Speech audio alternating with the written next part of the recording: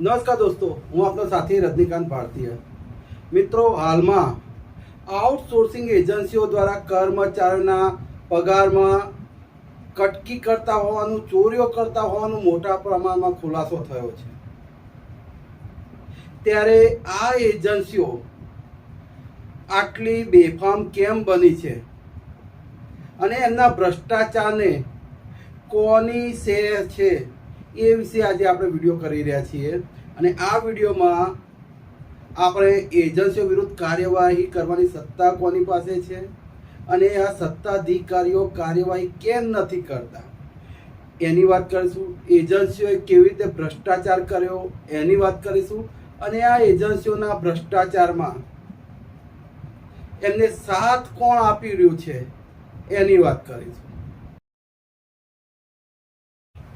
વર્ષ 2023માં જિલ્લા પંચાયત હસ્તકના પ્રાથમિક આરોગ્ય કેન્દ્રો અને સામૂહિક આરોગ્ય કેન્દ્રોમાં વર્ગ 3 અને વર્ગ 4ના કર્મચારીઓની સેવા આઉટસોર્સ મેનપાવર મારફતે લેવા એજન્સીઓ નક્કી કરવાની સત્તા દરેક જિલ્લા પંચાયતના જિલ્લા વિકાસ અધિકારી એટલે કે ડીડીઓને સોંપવામાં આવી હતી.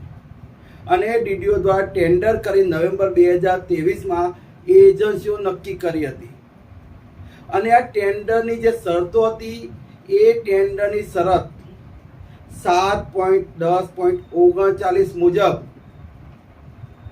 દરેક કર્મચારીઓને દર મહિને લીવ ઓન કેશના નાણાં એસ્ક્રો એકાઉન્ટ મારફતે કર્મચારીઓના ખાતામાં જમા કરાવવાના રહેશે.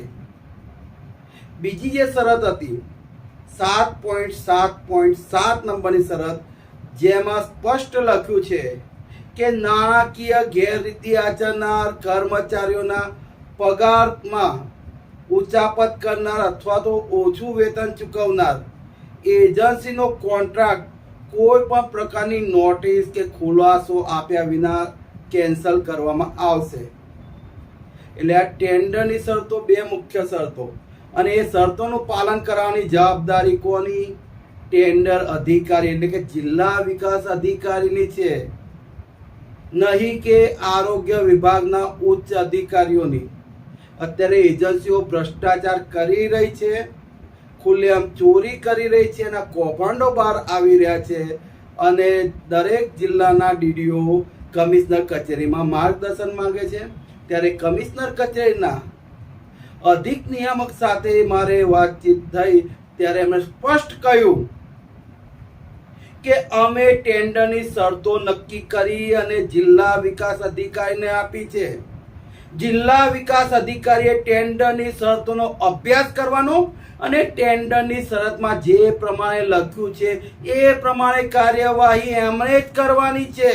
ગાંધીનગર કક્ષાએથી કોઈ કાર્યવાહી થતી નથી. એટલે એજન્સીઓ જો ભ્રષ્ટાચાર કરે છે અને એમાં પકડાય છે તો એની વિરુદ્ધ કાર્યવાહી કરવાની સત્તા દરેક જિલ્લાના જિલ્લા વિકાસ અધિકારી પાસે છે. ત્યારે આ સત્તા હોવા છતાં પણ અધિકારીઓ એજન્સીઓ વિરુદ્ધ કેમ કાર્યવાહી નથી કરતા એ પણ સવાલ થઈ રહ્યો છે. અને એનો જવાબ તમને આ વિડીયોમાં જ મળી જશે. અલ્ટ્રા મોડર્ન એજન્સી દ્વારા એમણે આચરેલા કૌભાંડના કારણે અત્યારે રાજ્યભરમાં ચર્ચાનો વિષય બની છે. દાહોદ, તાપી, ડાંગ અને ભાવનગર જિલ્લામાં ચાર જિલ્લાઓમાં અલ્ટ્રા મોડર્ન એજન્સી દ્વારા કર્મચારીઓના લીવ ઓન કેશના નાણાંમાં ચોરી કરી છે. અને એમ છતાંય આ ચારેય જિલ્લાના જિલ્લા વિકાસ અધિકારીઓ એજન્સી આગળ ઘૂંટણે પડી ગયા છે, એમની વિરુદ્ધ કાર્યવાહી નથી કરતા. ત્યારે અલ્ટ્રા મોડર્ન એજન્સી વિરુદ્ધ શું કાર્યવાહી થઈ શકે એની વિગતે આપને વાત કરીએ. પણ એ પહેલા આપને એક દાખલો જ આપું છું. રાજસ્થાનના અલવરની ESICમાં MJ સોલંકી, જે આપણા ભાવનગરની જ કંપની છે, મહાચોર કંપની છે, એનો કોન્ટ્રાક્ટ ચાલી રહ્યો હતો. અને MJ સોલંકીના ભાગીદારોએ કર્મચારીઓને નોકરી આપવા માટે લાંચ લેતા હોવાનું, રૂપિયા ઉઘરાવતા હોવાનો ખુલાસો થયો. તો એની વિરુદ્ધ અલવર ESIC દ્વારા બ્લેકલિસ્ટ કરવામાં આવી, તેમજ એમજે સોલંકીના ભાગીદારો વિરુદ્ધ જયપુર એસીબીએ પોલીસ ફરિયાદ દાખલ કરી છે. આવો જ કિસ્સો ડાંગ જિલ્લામાં બન્યો છે.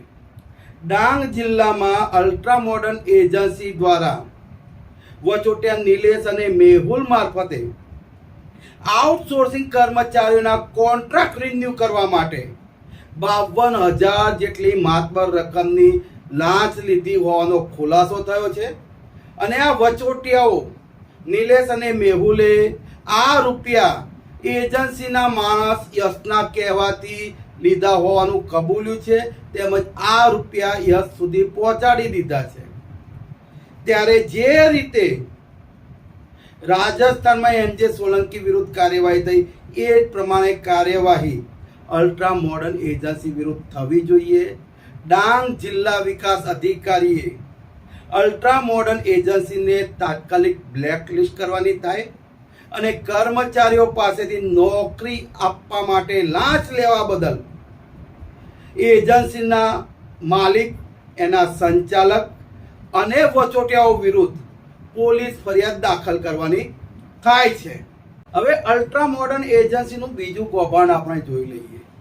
નવેમ્બર 2023 થી દાહોદ, ભાવનગર, તાપી અને ડાંગ જિલ્લામાં અલ્ટ્રા મોડર્ન એજન્સીને કોન્ટ્રાક્ટ મળેલો છે અને ટેન્ડરની શરતમાં સ્પષ્ટ ઉલ્લેખ છે અને એજન્સીએ સોગંદનામા ઉપર આ શરતો લખીને આપી છે કે દર મહિને લીવ ઓન કેશના રૂપિયા કર્મચારીઓના ખાતામાં એસ્ક્રો એકાઉન્ટ મારફતે જમા કરવાના રહેશે.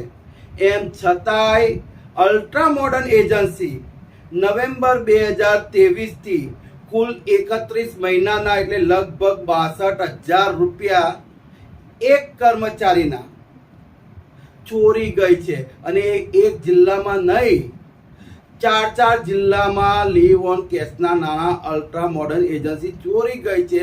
અંદાજિત 6 કરોડ રૂપિયાનું કૌભાંડ અલ્ટ્રા મોડર્ન એજન્સી દ્વારા આચરવામાં આવ્યું છે. અને આ કૌભાંડ બદલ એજન્સી વિરુદ્ધ શું કાર્યવાહી થઈ શકે? તો પહેલો તો ટેન્ડરની શરતોનું ઉલ્લંઘન કરવા બદલ અને ખોટું સોગંદનામું દાખલ કરવા બદલ અલ્ટ્રા મોડર્ન એજન્સી વિરુદ્ધ 4 જિલ્લાના જિલ્લા વિકાસ અધિકારીએ ફોજદારી ગુનો દાખલ કરવાનો હોય. એટલે ખોટું સોગંદનામું દાખલ કર્યું છે, ખોટું સોગંદનામું રજૂ કર્યું છે એવી પોલીસ ફરિયાદ દાખલ કરવાની હોય.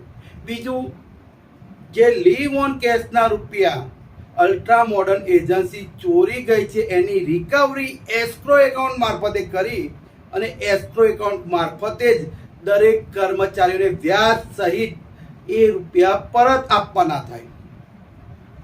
અને સરકારી નાણાંમાં ટેન્ડરની શરત વિરુદ્ધ ઉચાપત કરવા બદલ, વિશ્વાસઘાત કરવા બદલ અને છેતરપિંડી તેમજ 420 કરવા બદલ અલ્ટ્રા મોડર્ન એજન્સી વિરુદ્ધ ફોજદારી ગુનો દાખલ કરવાનો થાય અને એનો કોન્ટ્રાક્ટ ટેન્ડરની શરતનું ઉલ્લંઘન કર્યા બદલ તાત્કાલિક કેન્સલ કરવાનો થાય છે. પરંતુ દાહોદ, ભાવનગર, તાપી અને ડાંગ જિલ્લાના જિલ્લા વિકાસ અધિકારીઓએ હજુ સુધી કાર્યવાહી કેમ નથી કરી? આ સવાલ આપ સૌને થશે, તો આપણા અંતિમ ભાગમાં એનો જવાબ આપ સૌને મળી જશે. દાહોદ, ભાવનગર, તાપી અને ડાંગ એમ 4 જિલ્લાઓમાં અલ્ટ્રા મોડર્ન એજન્સી નવેમ્બર 2023 થી કર્મચારીના લીવ ઓન કેશના રૂપિયા ચોરી રહી છે.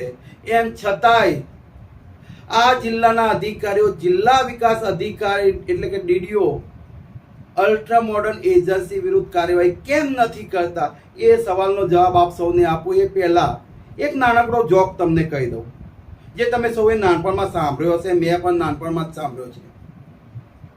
એક ટ્રેનમાં જાપાનનો નાગરિક, ઇંગ્લેન્ડનો નાગરિક અને ભારતનો નાગરિક મુસાફરી કરી રહ્યા હતા. તો જાપાનનો નાગરિક કે અમારા જાપાનની પોલીસ એટલી બહાદુર છે કે જાપાનમાં ક્યાંય પણ ચોરી થાય તો 24 કલાકમાં અમે ચોરને પકડી લઈએ છીએ. ત્યારે ઇંગ્લેન્ડનો નાગરિક કહે, ઓહો હો, એમાં શું મોટી વાત છે?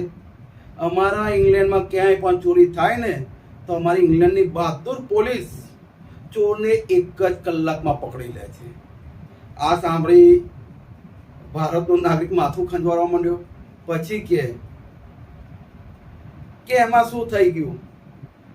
અમારા ભારતમાં તો ક્યાંય પણ ચોરી થવાની હોય ને તો એના 24 કલાક પહેલા અમારા ભારતની પોલીસને ખબર પડી જાય છે. ત્યારે ઇંગ્લેન્ડનો જાપાનનો નાગરિક બે આશ્ચર્યચકિત થઈ ગયા અને પૂછ્યું કે તો ચોરી થતી જ નહીં હોય તમારા ભારતમાં? નાના ચોરીઓ થાય છે, પણ એ ચોરીઓમાં અમારા ભારતની પોલીસની ભાગીદારી હોય છે. દોસ્તો, આ માત્ર એક જોક હતો. પોલીસ વિભાગની મજાક ઉડાવવાનો કોઈ ઉદ્દેશ્ય નથી, પણ આ જોક મારફતે અત્યારે ગુજરાતમાં કેવા પ્રકારની સિસ્ટમ ચાલી રહી છે એ પ્રત્યે આપનું ધ્યાન કેન્દ્રિત કરવાનો પ્રયત્ન છે. અલ્ટ્રા મોડર્ન એજન્સી નવેમ્બર 2023 થી એટલે 31 મહિનાથી કર્મચારીના લીવ ઓન કેસના નાણાં ચોરી રહી છે અને અધિકારીઓને ખબર નહીં હોય તો એ વાત બિલકુલ ખોટી છે.